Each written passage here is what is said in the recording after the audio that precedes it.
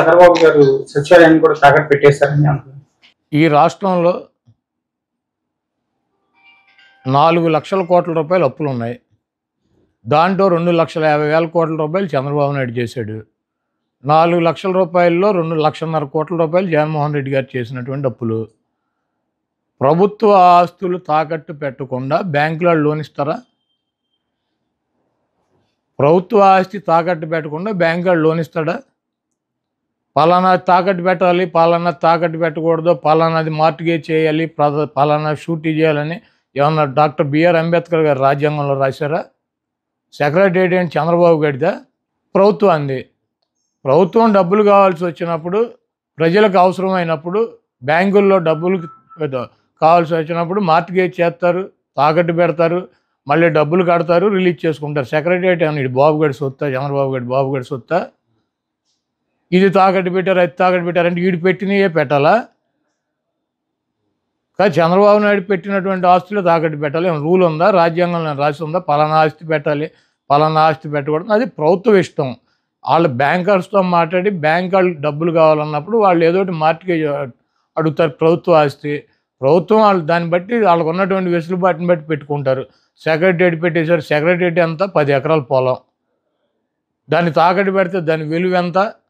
10 కోట్లు, లేకపోతే ఎకరం 20 కోట్లు ఉంటుంది, 2 కోట్లు ఉంటుంది, 20 కోట్ల ఆస్తి. ఒక సచివాలయమే పెట్టారా? నువ్వేం పెట్టలేదా గతంలో?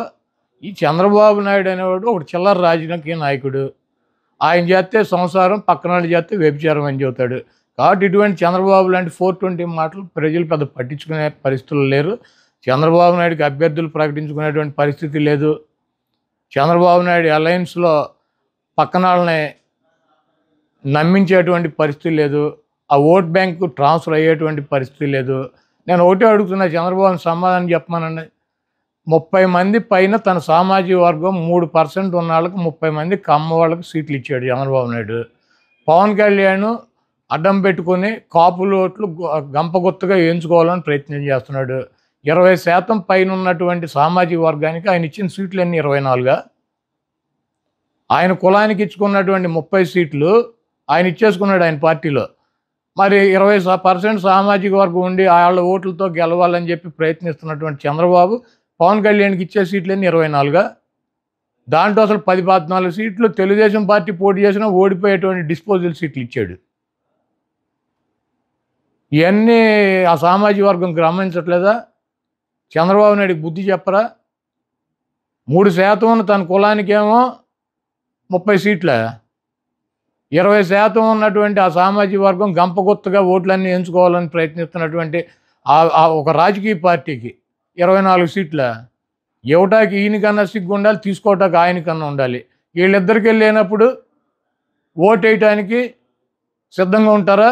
ఈ ఓటు ట్రాన్స్ఫర్ అవుద్దా, ఆ ఓటు ట్రాన్స్ఫర్ అవుద్దా? మేమిద్దరం కలిసాము, మీ ఇద్దరు కలిస్తే జనసేన పెట్టింది రాజ్యాధికారం కోసం అని చెప్పాడు పవన్ కళ్యాణ్ గారు.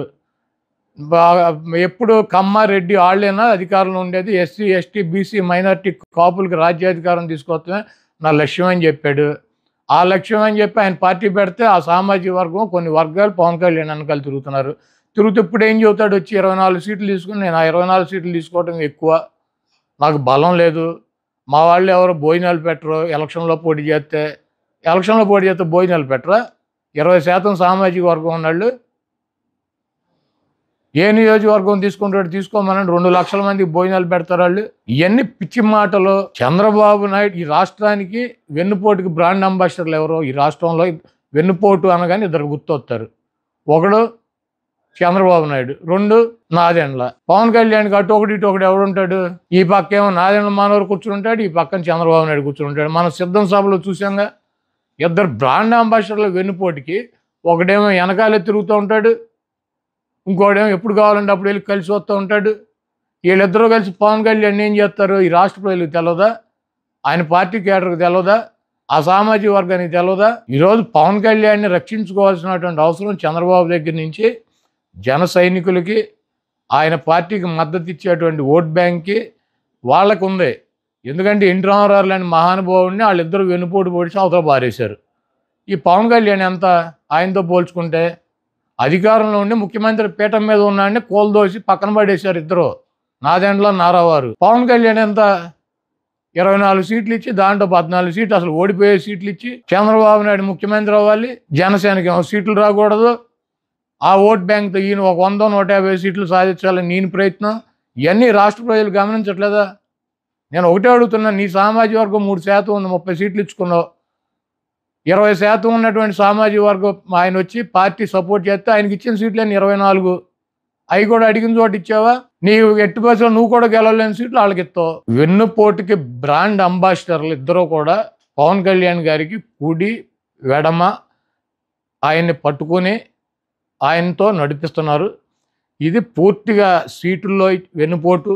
రేపు ఎన్నికల్లో పవన్ కళ్యాణ్ గారిని ఏదో మేము జగన్మోహన్ రెడ్డి గారు ఓడిస్తాకి ప్రయత్నం చేస్తున్నాడని ఎల్లో మీడియా వస్తుంది. భీమవరంలో ఓడిస్తాకి, అక్కడక్కడ పిఠాపురంలో ఓడిస్తాకి మేమెట్టా ఓడిస్తాం? ఇప్పుడు భీమవరంలో 54,000 ఓట్లు టీడీపీకి వచ్చినాయి, 60,000 ఓట్లు పవన్ కళ్యాణ్ గారికి వచ్చినాయి, 70,000 మాకు వచ్చినాయి, మా 70 మాకు ఉంటాయి. ఆ 60ని 54 కలిస్తే మేమెట్ట ఓడిస్తాం? పక్కగా పవన్ కళ్యాణ్ ఓడించే తెలుగుదేశం పార్టీ. పక్కలో బళ్ళెం ఎందుకు, షేర్ అడుగుతారు, వీళ్ళతో న్యూసెన్స్ అని చెప్పి చంద్రబాబు నాయుడికి తెలియదా? తెలుగుదేశం పార్టీ కేటర్కి తెలియదా? తెలుగుదేశం పార్టీ వాళ్ళు ఓటేస్తారు పవన్ కళ్యాణ్ గారికి. పక్కా రాసి పెట్టుకోండి, పవన్ కళ్యాణ్ని ఓడించేది వైఎస్ఆర్సీపీ కాదు, తెలుగుదేశం పార్టీ శ్రేణులు, చంద్రబాబు నాయుడు, లోకేష్ ఆధ్వర్యంలో పవన్ కళ్యాణ్ని వాళ్ళే ఓడిస్తారు. వాళ్ళే అక్కడ వైసీపీకి ఓటు వేస్తారు. కాబట్టి మేము పవన్ కళ్యాణ్ని ఓడించాలనో, చంద్రబాబును ఓడించాలనో, లోకేష్ను ఓడించాలనో, లేకపోతే పలానా వ్యక్తిని ఓడించాలని చెప్పి వైఎస్ఆర్ కాంగ్రెస్ పార్టీకి టార్గెట్లు ఉండవు. 175 నియోజకవర్గాల్లో వైఎస్ఆర్ కాంగ్రెస్ పార్టీ అభ్యర్థులను గెలిపించుకోవటానికి మేము శక్తి వంచన లేకుండా మేము కృషి చేస్తాం, పని చేస్తాం. మా అభ్యర్థులు గెలవటానికి మా వైఎస్ఆర్ కాంగ్రెస్ పార్టీ, జగన్మోహన్ రెడ్డి గారు, మా శ్రేణులు పనిచేస్తాయి. ఎవరిని ఓడించాలి, ఎవరికి వెన్నుపోటు పడవాలి, ఎవరిని నాశనం చేయాలి, ఎవరిని సంకనాకించాలి, ఈ కార్యక్రమం అంతా చంద్రబాబు, లోకేష్ చూసుకుంటారు. వాళ్ళకి కావాల్సినటువంటి సహాయ సహకారాలు వెన్నుపోటు 1, ఈయన వెన్నుపోటు 2. 1కు అప్పచెప్పారు, 1 వెనకాల ఉండే మొత్తం కూడా కార్యక్రమాన్ని పూర్తి చేస్తారు. డెఫినెట్గా జనసేన అభిమానులకు కానీ, పవన్ కళ్యాణ్ గారికి కానీ ఒకటే చెప్తున్నా, బూతులు ఎలా వైఎస్ఆర్ కాంగ్రెస్ పార్టీకి మెజార్టీ వచ్చినాయి, పవన్ కళ్యాణ్ కానీ ఆయన అభ్యర్థులు కానీ ఏ రకంగా డిఫీట్ అయ్యారో రేపు రాబోయే రోజుల్లో ఎన్నికలు అయిపోయినాక వాళ్ళే స్పష్టంగా తెలుసుకుంటారు. చంద్రబాబు నాయుడు చేతిలో వెన్నుపోటుకు గురవుతున్నటువంటి పవన్ కళ్యాణ్ అప్రమత్తంగా కనుక లేకపోతే, ఆయన శ్రేణులు అప్రమత్తంగా లేకుండా గుడ్డిగా ఈ 420ని దొంగలనే కనుక నమ్మినట్లయితే డెఫినెట్గా పవన్ కళ్యాణ్ మూల్యం చెల్లించుకుంటాడు రేపు రాబోయే ఎన్నికల్లో.